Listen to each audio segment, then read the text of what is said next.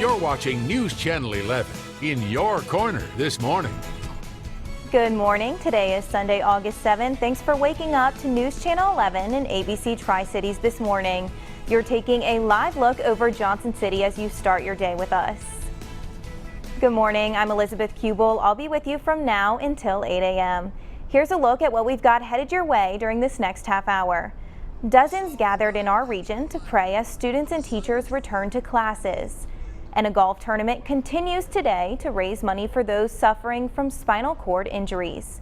We'll have those stories and more, but first let's check in with Callie Durham for a first look at our forecast. Good morning, Callie. Good morning, Elizabeth. Not too much going on here locally. However, we are looking at the potential for a flash flood watch that's in effect for bordering our region, so near us. We can actually see that there on your map. The areas impacted are those indicated in that green area, mostly to the southeast of us.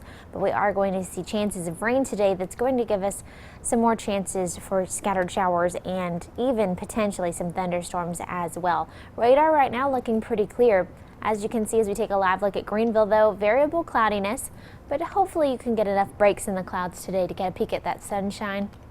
Very mild temperatures to start your morning as well. Pretty much in the 70s across the board. 72 in Johnson City, 73 in Abingdon, 72 in Jonesville, and 72 in Kingsport. But once again, we're building our way back up into the upper 80s.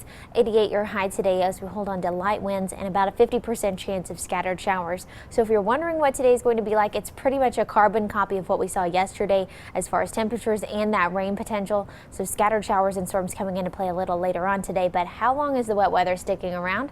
I'll answer that question coming up in my full forecast. Elizabeth. Thanks so much, Callie. We will check back in with you in just a few minutes for your full forecast. The Scott County Sheriff's Department is investigating a shooting that happened in Weber City, Virginia. Officers tell us a man was shot at the State Line Bar and Grill in Weber City. That's just across the state line on U.S. Highway 23 South. Officials say it happened just before 5:30 yesterday evening. No names are being released at this time, but they do tell us the victim was a native of Scott County. No word on his condition at this time. Neighbors of the State Line Bar and Grill were surprised to find out what was happening just next door. I heard a shot ring out and I thought it was a car backfiring, so I didn't pay any attention. Next thing I saw was every police officer in Scott County showing up with guns out. The shooting is under investigation, and we will continue to bring you updates as we get more information on air and online at our website, WJHL.com. A popular food truck in the Tri-Cities is now back open for business after it was stolen from a Johnson City parking lot.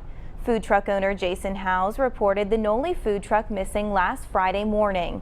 Dozens of people have turned out to grab a serving of hot chicken now that the Noli is back in service. We spoke with the Noli truck owner who says he's happy his dream is back on the streets. It was the first time I'd set my alarm for 3 a.m. in almost a week exactly, and I was happy to hear it go off. Sometimes it's hard to get up that early and get going, but definitely happy to get back at it today.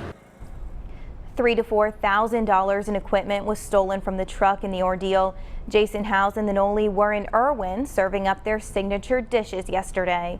Police surveillance video from last Thursday night shows the driver of a black SUV hooking up to the Noli in the Salvation Army parking lot and pulling away with the trailer. A few days later, a former employee tracked down the truck in Mars Hill, North Carolina. Investigators found the trailer with just one piece missing and minor damage.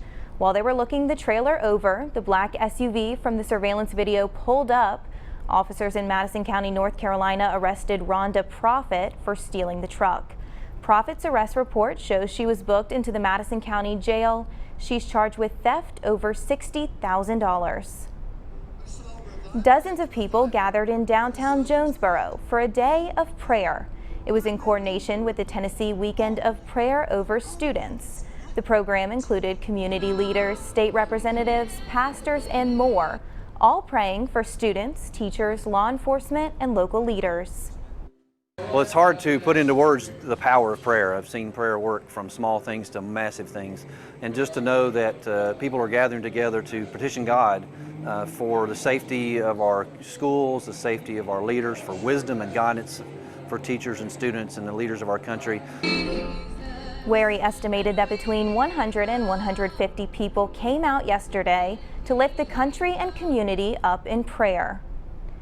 Runners and walkers pounded the pavement yesterday to support the Pioneers, and the event was glowing. Take a look at these photos from the Pioneer Pride Glow Run. Hundreds of people came out to David Crockett High School. All proceeds go toward funding David Crockett Athletics. Hundreds of people gathered at McDonald Hills Golf Club in Rogersville yesterday to tee up for a Cherokee High School quarterback. 16-year-old JT Brooks suffered a life-changing spinal cord injury during spring football practice. He's now paralyzed from the chest down, and his family is leaning on the community to help cover medical expenses.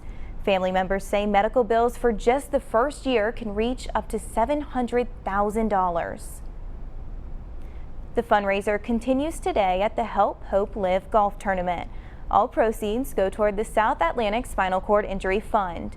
Tee-off is at 1 p.m. at the McDonald Hills Golf Course. That's at 352 Guntown Road in Rogersville. The tournament costs $50 a golfer.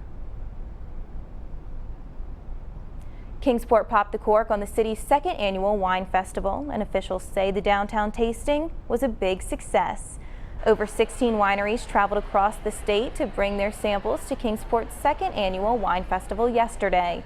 Executive Director of the Downtown Kingsport Association, Sherry Mosley, says she expects the event brought over 1,000 people downtown, and she says that could have a big economic impact on the area.